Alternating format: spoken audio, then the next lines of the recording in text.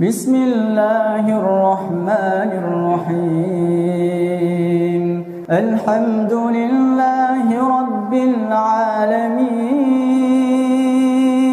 Ar-Rahmanir-Rahim. Maliki yawmiddin. Iyyaka na'budu wa iyyaka nasta'in. Ihdinas siratal mustaqim.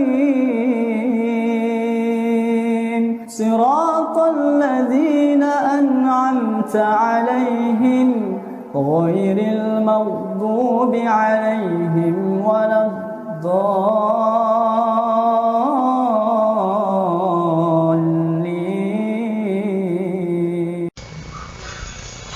Assalamu ala man ittaba'al huda. Pemirsa channel Raja Kelana yang budiman, pada pertemuan kali ini saya ingin mengulas trik seseorang yang kepercayaannya adalah candaan, tentu umatnya main akal-akalan. Salah satunya adalah pemilik channel yang bernama Edis TV. Katanya dia telah mempelajari Quran selama 13 tahun hanya dengan membaca artinya saja. Lalu ia dengan trik candaannya membuka komal dan melakukan diskusi dengan umat Islam yang naik ke komalnya, dan ia akan menggiring lawan diskusinya kepada pemahaman terjemahan yang didapatinya selama 13 tahun. Dengan segala ketiadaan disiplin ilmu Quran yang ia miliki, ikhwan manittaba'al huda, menggiring orang dengan pemahaman terjemahan dengan maksud mengolok-olok Quran, tentunya hasilnya tidak lain akan sesat dan menyesatkan. Kafir satu ini dengan lantang mengatakan bahwa umat muslim tidak perlu membaca bahasa Quran, cukup dengan terjemahan, dan dengan itu Islam akan tahu bahwa Quran itu banyak kontradiksi, sehingga siapapun dari Islam membaca terjemahan Al-Quran pasti akan meminta tukang loak untuk mengambil Al-Quran, dan Nabi Muhammad akan menggiring Muslim pada kegelapan karena Nabi Muhammad berada di dalam kubur. Sementara katanya kalau mengikut Yesus akan dibawa pada terang karena Yesus berkata dia adalah terang dunia. Dan orang yang mengerti Quran katanya sudah meninggalkan Islam, seperti JIL, Jaringan Islam Liberal, yang dipimpin oleh Ulil Absar Abdullah di Indonesia. Dan JIL memiliki pemahaman bahwa Quran tidak relevan lagi, jadi perlu direvisi. Dan perkataan Ustadz Munzir Situmorang yang menyindir umat Islam yang hanya baca Quran tapi tidak tahu arti dan maknanya disebut keledai. Ikhwan manittaba'al huda, ketika saya menonton komal itu, di mana lawan diskusinya adalah seorang muslimah, saya benar-benar salut pada muslimah tersebut. Walaupun keluguannya dan kurangnya ilmu Quran, dia tetap istiqamah dengan keimanannya, bahwa ia tetap kokoh bersaksi bahwa Allah adalah Tuhan yang patut disembah dan Nabi Muhammad sallallahu alaihi wasallam adalah utusan Allah Subhanahu wa taala. Bahkan walaupun ia terbata-bata ketika Edis menggiringnya bahwa bersaksi adalah menyaksikan dengan mata. Hal yang dilakukan oleh Edis ini adalah sah-sah saja, karena kita sekarang berada dalam perang pemikiran. Selaku agama syiar, agama Kristen, kepercayaan Kristen akan terus berusaha memenuhi tugas itu dengan berbagai cara, meskipun itu dengan cara pembodohan, dusta, bujuk rayu, berselimut munafik dan licik. Dan di sisi lain, sebagai Muslim kita juga agama dakwah untuk menyeru manusia untuk amar ma'ruf nahi mungkar dengan prinsip hikmah, pengajaran yang benar dan baik, dan berargumen dengan baik pula. Bagi kita Muslim, memaksakan agama pada orang yang kafir tidak diperbolehkan, karena siapa mau beriman silahkan beriman, dan bagi siapa yang mau tetap ingkar silahkan ingkar. Kebenaran sudah jelas Allah nyatakan, demikian juga dengan kebatilan. Manusia yang memiliki free will silahkan memilih. Ikhwan manittaba'al huda. Diskusi diawali dengan mukjizat. Dan Edis mengatakan tidak ada satupun mukjizat Nabi Muhammad sallallahu alaihi wasallam yang dapat dilihat oleh manusia dengan menunjukkan Quran surah Yunus ayat 20. Bismillahirrahmanirrahim. Wa yaquluna laula unzila alaihi ayatun min rabbih faqul innamal ghaibu lillahi fantaziru inni ma'akum minal muntazirin. Mereka berkata, mengapa tidak diturunkan kepadanya Nabi Muhammad suatu bukti atau mukjizat dari Tuhannya? Katakanlah, sungguh segala yang gaib itu hanya milik Allah, maka tunggulah siksaan Allah. Sesungguhnya aku pun termasuk orang-orang yang menunggu bersamamu. Apakah Nabi Muhammad tidak memiliki mukjizat untuk hujjah kenabiannya? Tentu tidak. Lalu kenapa Quran surah Yunus 20 menyatakan seakan-akan Nabi Muhammad tidak ada mukjizat? Jawabannya adalah karena mukjizat adalah kehendak Allah Subhanahu wa taala sendiri, sebagaimana Allah mengajari Nabi dalam menjawab tuntutan kafir musyrik Makkah tersebut. Ingat, Allah tidak mengikuti kehendak manusia, tapi manusialah yang harus ikut kehendak Allah Subhanahu wa taala. Ikhwan manittaba'al huda.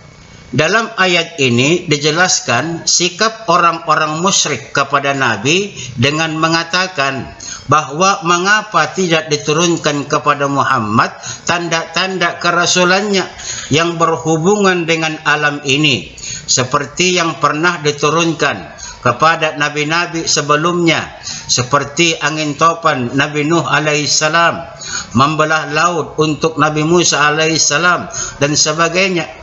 Permintaan dan keheranan mereka itu dilukiskan oleh Allah dalam ayat lain. Bismillahirrahmanirrahim. Wa qalu ma li hadzal rasuli ya'kulu at-ta'ama wa yamshi fil aswaq laula unzila ilaihi malakum fayakuna ma'ahu nadhira aw yulqa ilaihi kanzun aw takunu lahu jannatun ya'kulu minha wa qala az-zalimuna in tattabi'u illa rajulan mashhura. Dan mereka berkata, mengapa Muhammad ini memakan makanan dan berjalan di pasar-pasar? Mengapa malaikat tidak diturunkan kepadanya agar malaikat itu memberikan peringatan bersama dia? Lalu mengapa tidak diturunkan kepadanya harta kekayaan, atau mengapa tidak ada kebun baginya sehingga ia dapat makan dari hasilnya? Dan orang-orang zalim itu berkata, kamu hanyalah mengikuti seorang laki-laki yang kena sihir. Surah Al-Furqan ayat 7 dan 8. Orang kafir mengatakan bahwa tidak mungkin itu menjadi rasul. Muhammad itu tidak bisa dikatakan rasul karena tidak terdapat padanya tanda-tanda bahwa dia diangkat menjadi rasul. Dia hanyalah orang biasa seperti mereka. Bahkan jika dilihat bagaimana kehidupannya, tambah nyatalah bahwa dia berbohong mendakwahkan dirinya sebagai rasul, karena dia sama dengan mereka. Bahkan sebagai manusia dia lebih rendah kedudukannya dan lebih miskin dari mereka. Kritik-kritik itu dapat disimpulkan sebagai berikut. Pertama, mereka berkata, kenapa Muhammad itu makan minum juga seperti manusia biasa dan tidak ada kelebihannya sedikit pun dari mereka. Tidak akan mungkin dia berhubungan dengan Tuhan. Orang yang dapat berhubungan dengan Tuhan hanya orang-orang yang jiwanya suci dan tinggi, sehingga tidak mementingkan makan dan minum lagi. Yang kedua, mengapa tidak diturunkan malaikat bersamanya yang dapat menjadi bukti bahwa kerasulannya dan membantunya dalam memberi peringatan dan petunjuk kepada manusia? Tiga, mengapa Muhammad itu pergi ke pasar untuk mencari nafkah hidupnya seperti orang biasa? Di mana letak kelebihannya sehingga ia diangkat Allah sebagai rasul? Keempat, mengapa Allah tidak menurunkan saja kepadanya perbendaharaan dari langit agar dia dapat menumpahkan seluruh perhatiannya kepada dakwah untuk menyebarkan agamanya, sehingga dia tidak perlu pergi ke pasar melakukan jual beli untuk mencari nafkah hidupnya. Kelima, atau kenapa tidak diberikan kepadanya kebun yang luas yang hasilnya dapat menutupi kebutuhannya? Setelah mereka berputus asa karena semua tawaran mereka ditolak oleh Muhammad, tidak ada jalan lain bagi mereka kecuali menuduhnya sebagai orang yang kena sihir, sehingga tidak dapat lagi membedakan antara yang baik dan yang buruk. Menurut mereka, orang-orang seperti itu tidaklah pantas untuk dipercaya, apalagi untuk diangkat Allah sebagai nabi. Mereka juga meminta bukti-bukti kenabian yang lain, seperti kebun-kebun yang indah di mana sungai-sungai mengalir di sana, atau azab dengan menjatuhkan langit, atau rumah dari emas yang diberikan kepada Muhammad. Dalam ayat lain Allah berfirman, Bismillahirrahmanirrahim. Wa qalu lan nu'mina laka hatta tafjaru lana minal ardi yanbu'a aw takuna laka jannatan min nakhil wa 'inabin fatufajjiral anhara khilalaha tafjira aw tusqitas samaa'a kama za'amta 'alaina kisafan aw ta'tiya billahi wal malaikati qabila aw yakuna laka baitum min zukhrufin aw tarqa fis sama walan nu'mina liruqiyaka hatta tunazzila alaina kitaban naqra'uhu qul subhana rabbi hal kuntu illa basharar rasula. Dan mereka berkata, kami tidak akan percaya kepadamu Muhammad sebelum engkau memancarkan mata air dari bumi untuk kami, atau engkau mempunyai sebuah kebun kurma dan anggur, lalu engkau alirkan di celah-celahnya sungai yang deras alirannya, atau engkau jatuhkan langit berkeping-keping atas kami, sebagaimana engkau katakan, atau sebelum engkau datangkan Allah dan para malaikat berhadapan muka dengan kami, atau engkau mempunyai sebuah rumah terbuat dari emas, atau engkau naik ke langit, dan kami tidak akan mempercayai kenaikanmu itu sebelum engkau turunkan kepada kami sebuah kitab untuk kami baca. Quran Surah Al-Isra ayat 90 sampai 93. Ayat-ayat ini menerangkan sikap para pemimpin Quraisy menghadapi seruan Nabi Muhammad sallallahu alaihi wasallam.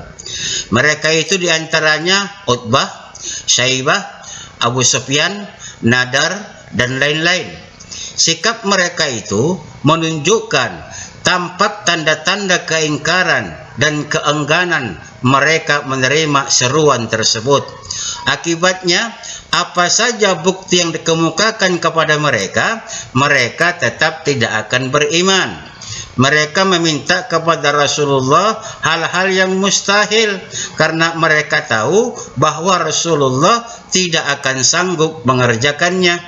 Dengan demikian, ada alasan bagi mereka untuk tidak mengikuti seruan Rasul itu. Di antara permintaan orang-orang kafir itu ialah pertama, agar Rasulullah sallallahu alaihi wasallam memancarkan mata air dari bumi, padahal negeri mereka padang pasir.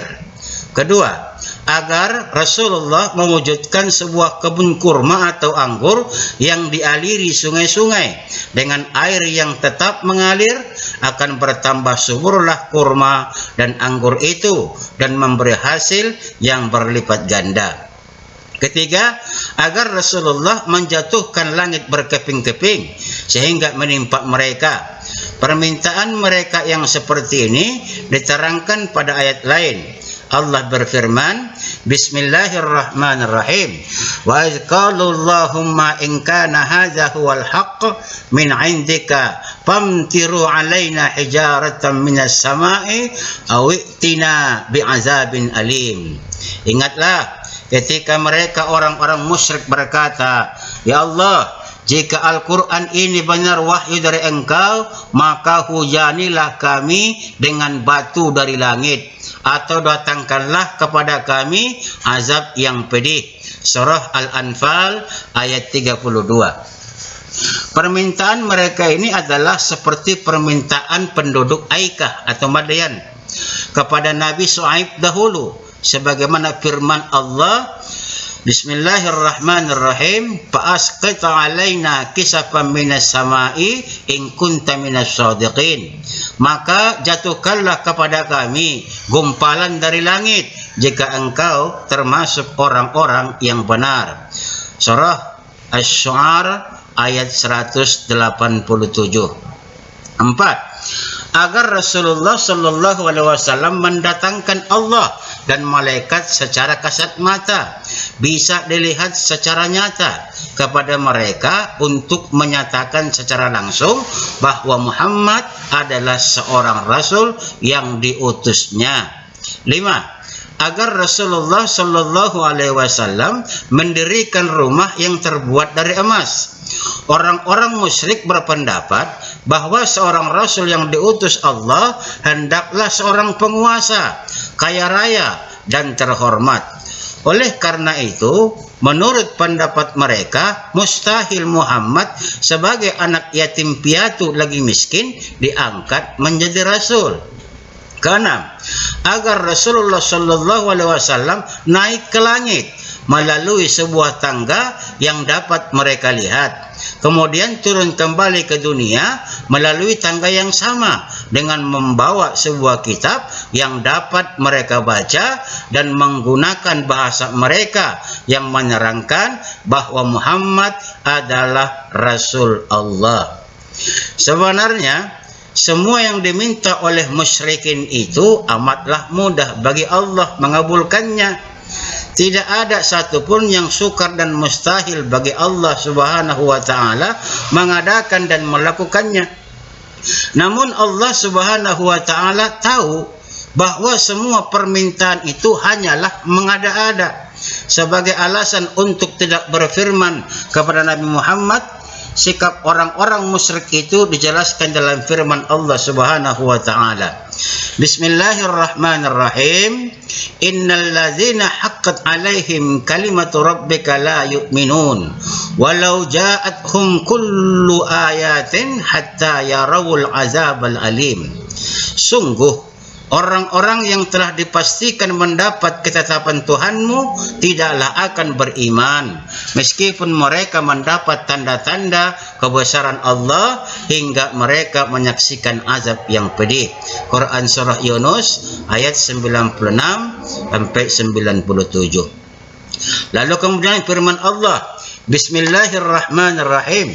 Walau annana nazzalna ilaihimul malaikata wa kallamahumul mauta wa hasyarna alaihim kulla syai'in qalila ma kanu liyu'minun illa ayyasha Allahu walakinna aktsarahum yajhalun. Dan sekalipun kami benar-benar menurunkan malaikat kepada mereka dan orang yang telah mati berbicara dengan mereka, dan kami kumpulkan pula di hadapan mereka segala sesuatu yang mereka inginkan, mereka tidak juga akan beriman kecuali jika Allah menghendaki. Tapi kebanyakan mereka tidak mengetahui arti kebenaran. Surah Al-An'am ayat 111.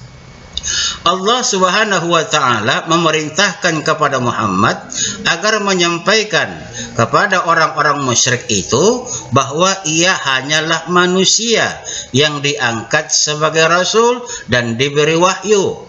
Allah mampu mewujudkan semua permintaan mereka itu, tetapi permintaan mereka itu tidak akan dikabulkannya karena tidak diperlukan. Seandainya pun dikabulkan, mereka tetap tidak akan beriman. Maka Allah mengajarkan Nabi Muhammad jawaban atas permintaan orang-orang musyrik itu sebagaimana tersebut di dalam firman-Nya, Bismillahirrahmanirrahim. Wa ma mana'ana an nursila bil ayati illa an kazzaba bihal awwalun wa ataina samudan naqata mubsiratan fazalamu biha wa ma nursilu bil ayati illa takhwifa. Dan tidak ada yang menghalangi kami untuk mengirimkan kepadamu tanda-tanda kekuasaan kami, melainkan karena tanda-tanda itu telah didustakan oleh orang terdahulu. Dan telah kami berikan kepada kaum Samud unta betina sebagai mukjizat yang dapat dilihat, tetapi mereka menganiaya unta itu, dan kami tidak mengirimkan tanda-tanda itu melainkan untuk menakut-nakuti. Surah Al-Isra ayat 59. Setiap rasul yang diutus Allah diberinya mukjizat untuk membuktikan dan menguatkan risalahnya. Tetapi mukjizat yang diberikan itu berbeda-beda, disesuaikan dengan keadaan dan tempat umat yang akan menerima risalah itu. Khususnya Nabi Muhammad sallallahu alaihi wasallam diberikan mukjizat berupa Al-Qur'an, karena mukjizat itu sesuai dengan tingkat pengetahuan orang-orang Arab dan manusia yang hidup sesudahnya. Diriwayatkan bahwa Nabi Muhammad bersabda, "Ma min nabiyyin illa wa qad a'ti minal ayati misluhu amanna alaihil basharu wa innama kana alladhi utituhu wahyan awhahu Allahu ilayya wa arju an akuna hum aksaru tabi'an yaumal qiyamah." Tidak ada seorang nabi yang diutus Allah kecuali dia memberinya mukjizat yang karenanya lah manusia beriman kepadanya. Yang diberikan kepadaku tak lain adalah wahyu yang telah diwahyukan Allah kepadaku. Maka aku mengharapkan agar akulah di antara mereka yang paling banyak pengikutnya di hari kiamat. Riwayat Bukhari, Muslim, Tirmizi dari Abu Hurairah. Kalau kita baca grafik penganut agama, maka Islamlah yang terbanyak. Maka harapan Nabi kita ini diperkenankan oleh Allah. Mari kita lihat grafik bagaimana penganut atau jumlah penganut agama di dunia ini. yakni jumlah penganut Islam besarnya, banyaknya 2 miliar. Jumlah penganut Katolik 1,4 miliar. Jumlah penganut Protestan 1,2 miliar. Dan ini, saudara Edis, dunia belum kiamat.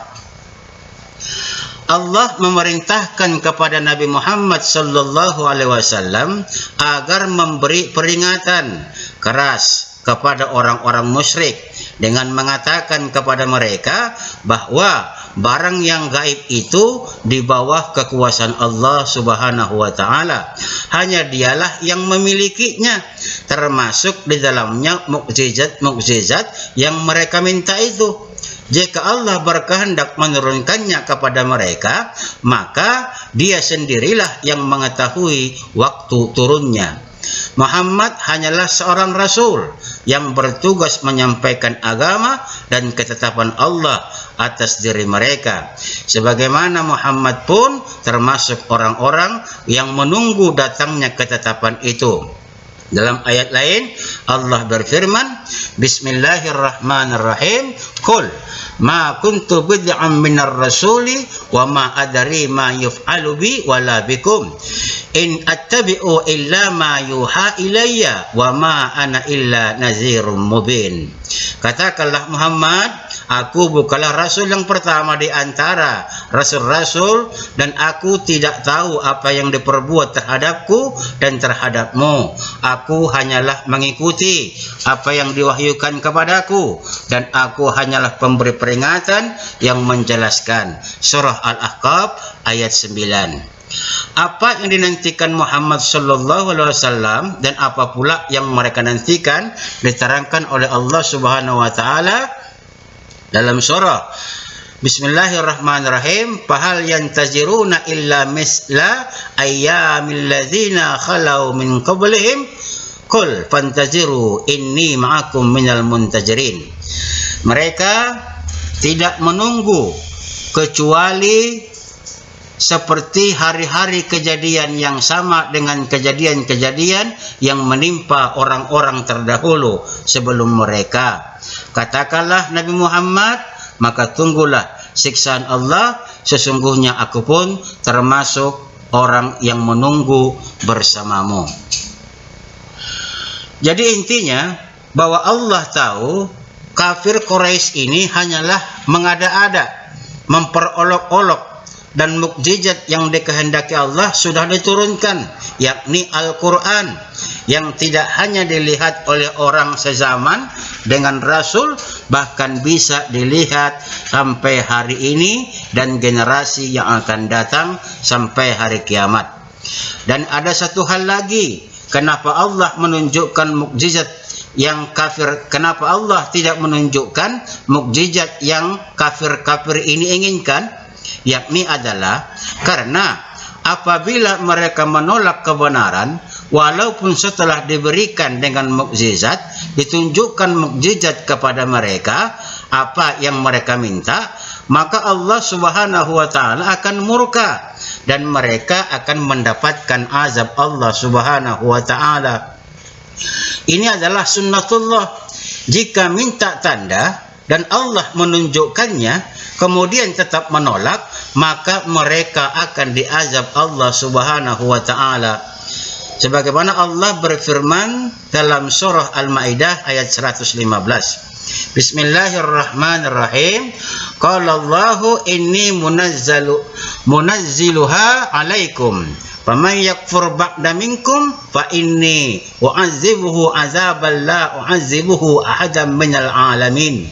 Allah berfirman, sesungguhnya aku akan menurunkannya hidangan itu kepadamu. Siapa yang kufur di antaramu setelah turun hidangan itu, sesungguhnya aku akan mengazabnya dengan azab yang tidak pernah aku timpakan kepada seorang pun di antara manusia di seluruh alam. Jadi karena Allah telah menurunkan mukjizat berupa Al-Quran sesuai kehendak Allah dan tidak memberikan mukjizat sesuai keinginan mereka, Maka kafir Quraisy tidak mengalami hal yang dialami oleh umat-umat Nabi terdahulu. Renungkanlah, kaum Nuh ditenggelamkan oleh Allah Subhanahu wa taala. Kaum Ad dan Samud dihancurkan Allah Subhanahu wa taala. Kaum Sodom Allah balikkan. Kaum Midian atau Aikah Allah punahkan. Dan Bani Israel 2/3 Allah lenyapkan dan 1/3 Allah cerai-beraikan, dan tidak ada sejengkal tanah pun dari bumi ini milik kepunyaan mereka. Lalu, adakah yang bisa menandingi mukjizat Nabi Muhammad yakni Al-Quran? Jawabannya tidak. Karena Allah sudah pastikan hal itu dalam surah Al-Baqarah. Bismillahirrahmanirrahim. Wa in kuntum fi raibin mimma nazzalna ala abdina fa'tu bi suratin min misli wa da'u syuhada'akum min dunillah in kuntum shadiqin. Fa in lam taf'alu wa lan taf'alu fattaqun nar allati waquduha an-nas wal hijarah u'iddat lil kafirin. Jika kamu tetap dalam keraguan tentang apa Al-Quran yang kami turunkan kepada hamba kami Muhammad, buatlah satu surah yang semisal dengannya dan ajaklah penolong-penolongmu selain Allah jika kamu orang-orang yang benar. Jika kamu tidak mampu membuatnya, dan pasti kamu tidak akan mampu membuatnya, takutlah pada api neraka yang bahan bakarnya adalah manusia dan batu yang disediakan bagi orang-orang kafir. Lalu tentang tanda khataman Nabi yang ada di antara dua bahu Nabi, yang oleh orang tidak berilmu ini tertawakan dengan segala kekurangan ilmunya. Walhal Allah segala ciptaan Allah tidak ada yang sia-sia sehingga dijadikan bahan candaan. Tapi orang kafir adalah yang hatinya sedang sakit atau bahkan mati. Apalah daya kita jika Allah sudah membiarkannya sesat. Ikhwan manittaba'al huda. Tanda khataman Nabi yang ada di antara kedua bahu Nabi yang berupa sepotong daging berwarna merah sebesar telur burung dara. Tanda ini merupakan keunikan yang tidak diberikan kepada nabi-nabi sebelumnya, karena puncak syariat yang dirancang Allah Subhanahu wa taala bagi manusia terletak di pundak Nabi sebagai penutup para nabi, dan tidak ada lagi nabi setelah Nabi Muhammad. Jadi tompel apapun model dan bentuk yang ingin Edis buat pada dirinya, maka itu bukan tanda kenabian lagi.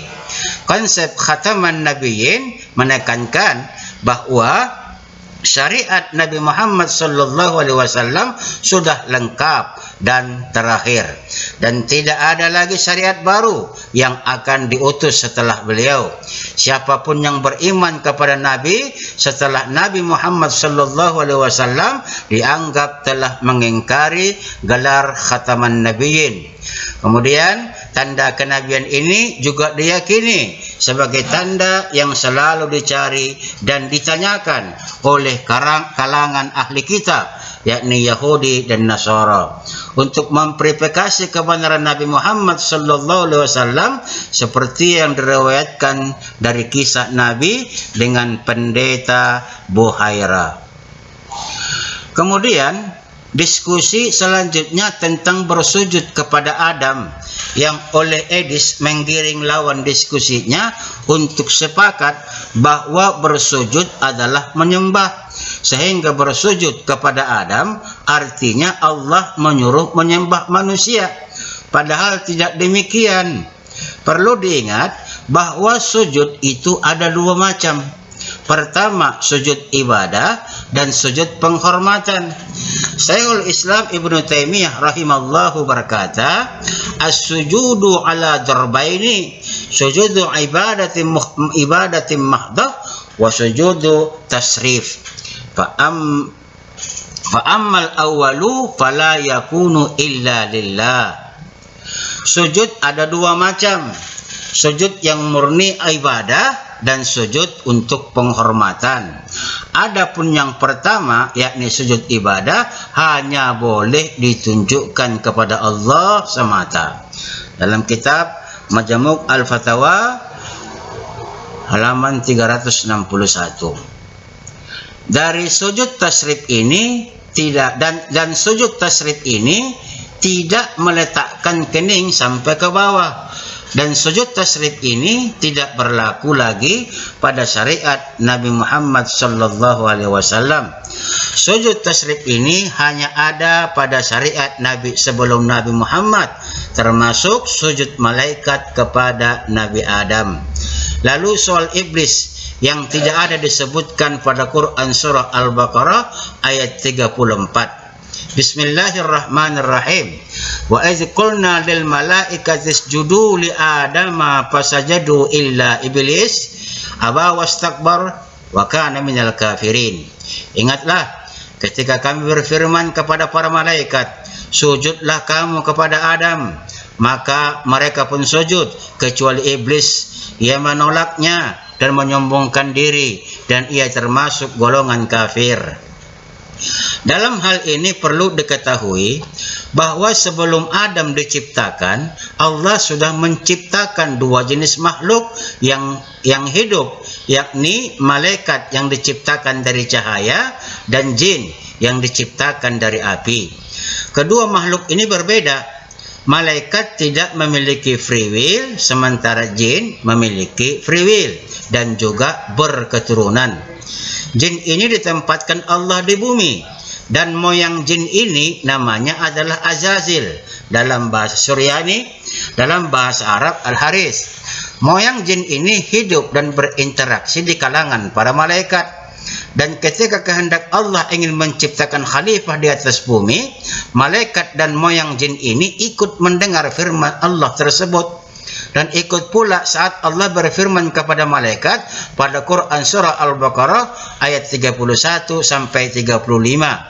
Jadi dengan keutamaan Nabi Adam dengan ilmunya, maka Allah memerintahkan untuk bersujud yang diitlakkan kepada malaikat dengan iradah kepada seluruh yang hadir.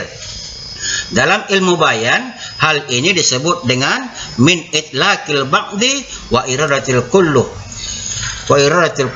Nah, penyebutan golongan yang banyak mengikut sertakan golongan yang sedikit.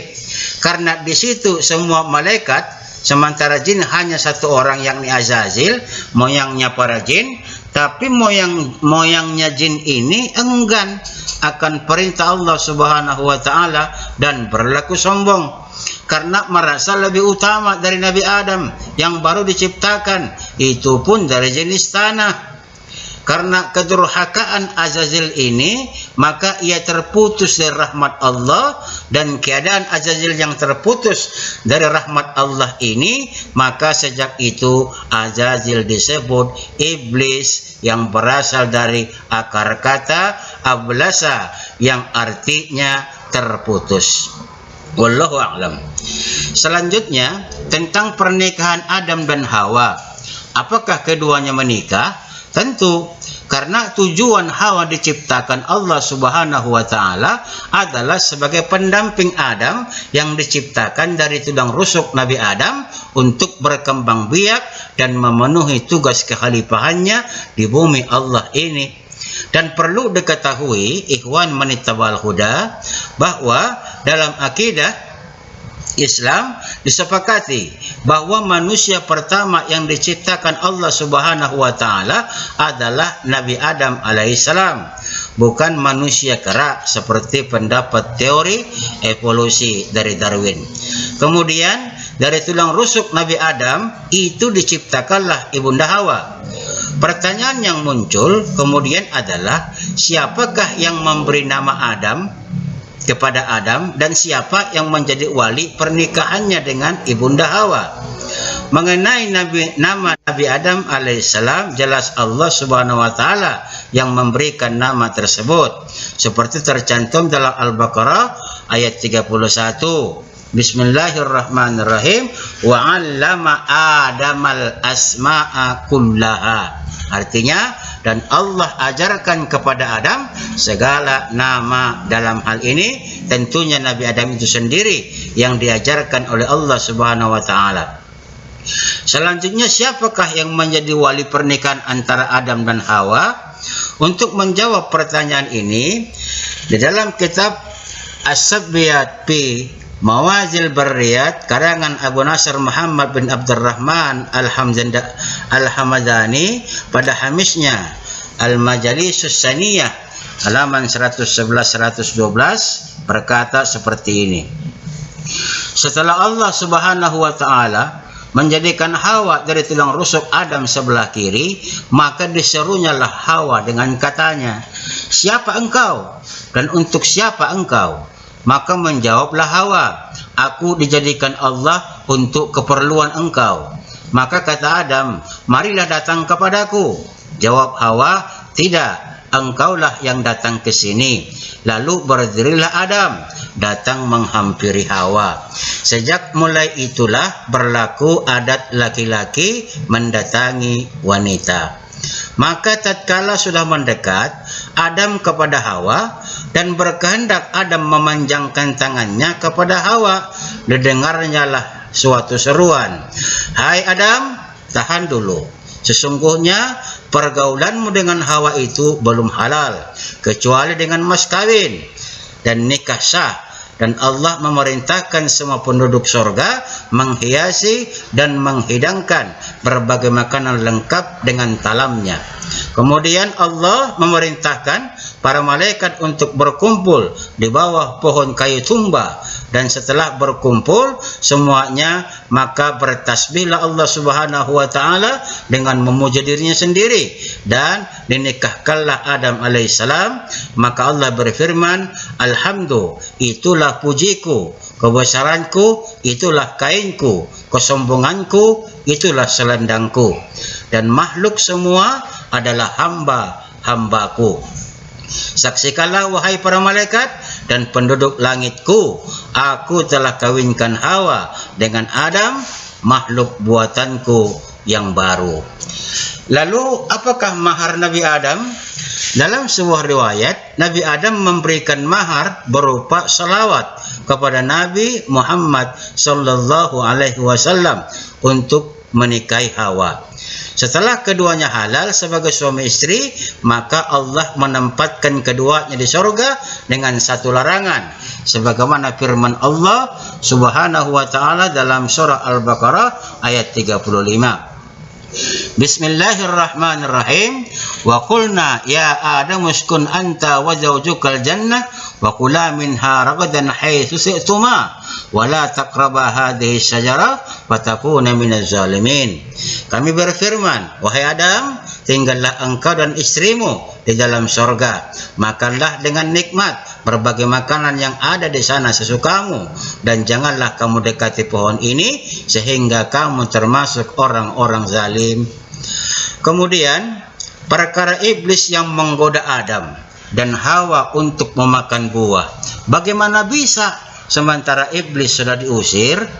Hal ini tentunya bukan hal yang membuat penasaran, Edis, karena iblis itu makhluk Allah yang tidak kasat mata lagi cerdas. Tentu misinya untuk menjatuhkan Adam harus dilakukan dan dengan berbagai trik dan strategi.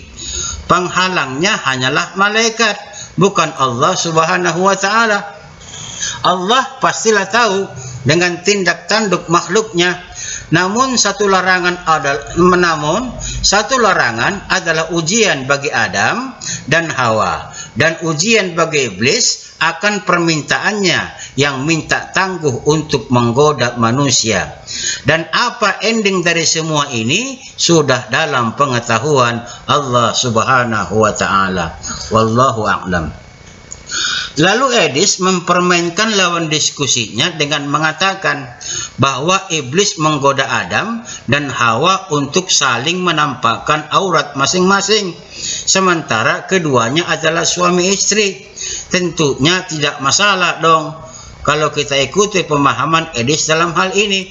Edis telah menertawakan pemimpinnya sendiri, yakni iblis, yang melakukan hal yang sia-sia, menggoda Adam dengan menanggalkan pakaian Adam dan Hawa sehingga aurat keduanya terbuka. Tetapi tidak seperti itu pemahaman ayat 27 surat Al-A'raf tersebut.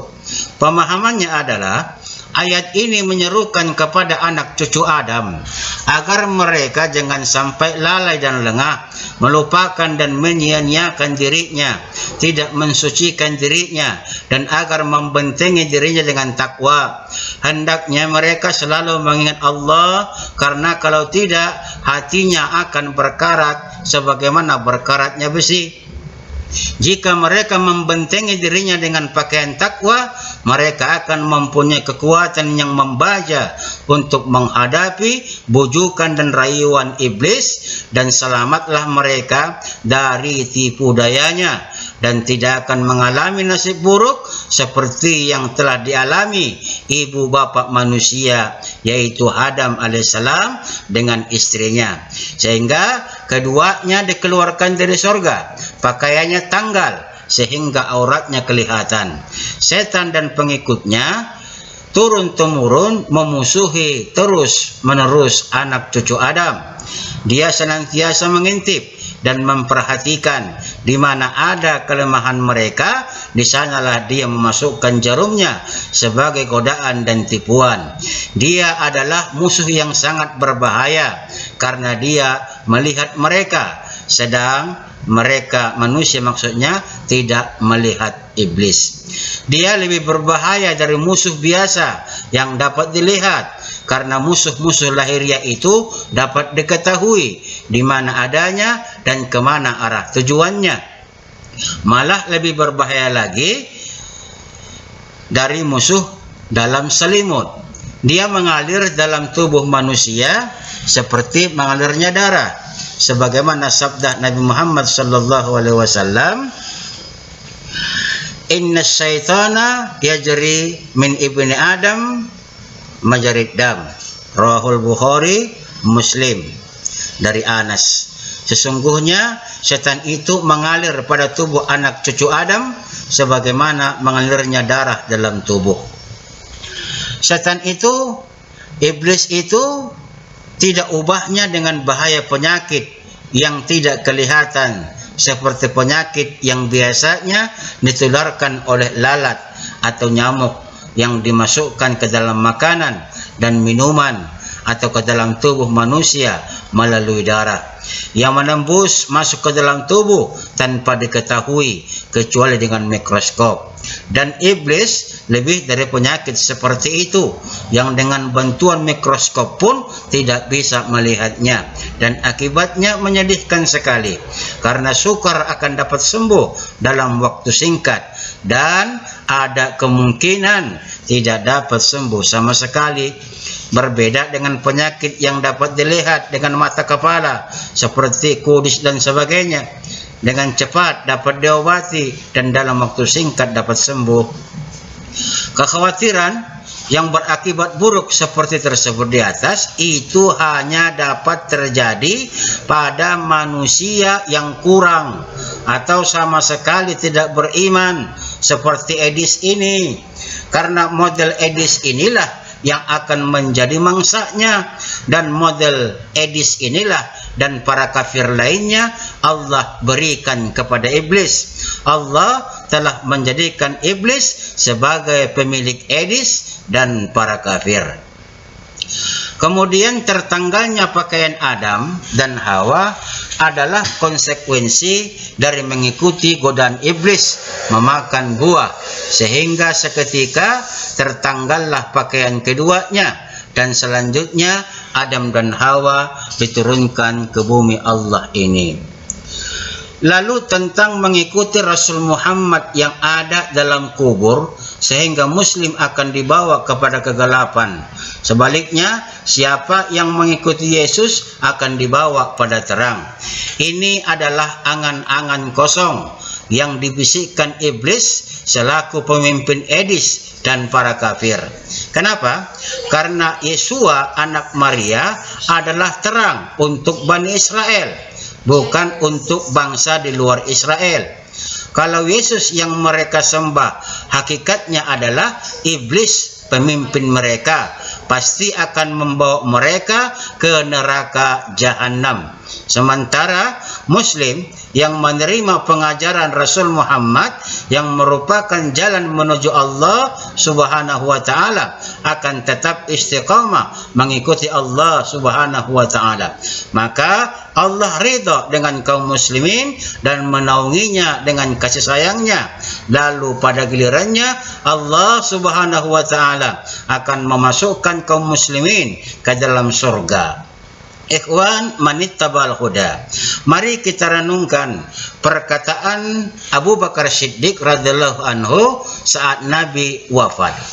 Abu Bakar memulai dengan memuji dan menyanjung Allah, kemudian dia berkata, Allah man kana ya'budu Muhammadan sallallahu alaihi wasallam fa inna Muhammadan qad mata wa man kana ya'budullah fa innallaha hayyun la yamut. Ingatlah, barang siapa menyembah Muhammad sallallahu alaihi wasallam maka Muhammad telah wafat, dan barang siapa menyembah Allah maka Allah Maha hidup dan tidak akan pernah mati. Lalu kemudian Abu Bakar membacakan ayat innaka mayitun wa innahum mayituna. Sesungguhnya kamu akan mati dan mereka akan mati. Quran surah Az-Zumar ayat 30. Lalu beliau lanjutkan pada surah Al-Imran ayat 144. Bismillahirrahmanirrahim. Wa ma Muhammadun illa rasul qad khalat min qablihi rusul apa imata au kutilang qalabtum ala aqabikum wa may yang qalibu ala aqibai fala yadurrullaha syai'a wa sayajzillahu syakirin. Nabi Muhammad hanyalah seorang rasul. Sebelumnya telah berlalu beberapa rasul. Apakah jika dia wafat atau terbunuh, kamu berbalik ke belakang murtad? Siapa yang berbalik ke belakang, maka ia tidak akan mendatangkan mudarat kepada Allah sedikit pun. Allah akan memberi balasan kepada orang-orang yang bersyukur. Selaku muslim, kita bersyukur bahwa dengan jalan yang lurus yang ditunjukkan dan diajarkan baginda Nabi sallallahu alaihi wasallam, kita telah sampai kepada tujuan yang tepat dan benar. Sementara para kafir masih terpaku celingak-celinguk di jalan itu dan tidak tahu arah mana selanjutnya. Bukankah keadaan Edis dan para Kristen seluruhnya ini sangat menyedihkan? Menyedihkan dong. Memang mereka sangat malang, tak tahu jalan, masih tetap berdiri, nongkrong di sana, entah kemana tujuannya tidak tentu arah.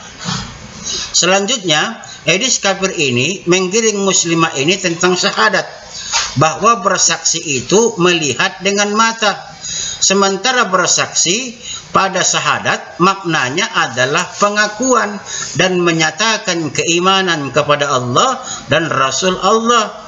Sesuatu yang diimani tidak mesti terlihat oleh mata, dan inilah kekurangan dari kafir. Mereka dalam bertuhan sebatas percaya saja dan tidak sampai pada level iman. Oleh karena percaya harus dibuktikan dengan mata kepala. Jadi Tuhan yang mereka buat itu harus turun jadi manusia, setelah itu baru mereka percaya. Inilah kejumudan yang nyata. Demikian ulasan tentang hal yang dipermasalahkan Edis yang memframing muslimah yang lugu, dan qadarullah muslimah itu tetap kuat walaupun terus digiring oleh Edis pada pemahaman sesatnya. Tapi pada hakikatnya muslimah itu menang karena membuat Edis tertawa, tapi di dalam hatinya sangat kecewa dengan jurus lompat-lompat wanita muslimah itu, sehingga Edis kewalahan sendiri. Dan kiranya Ulasan ini memberi manfaat dan khazanah ilmu pengetahuan bagi kita, insya-Allah. Assalamu ala man ittaba'al huda.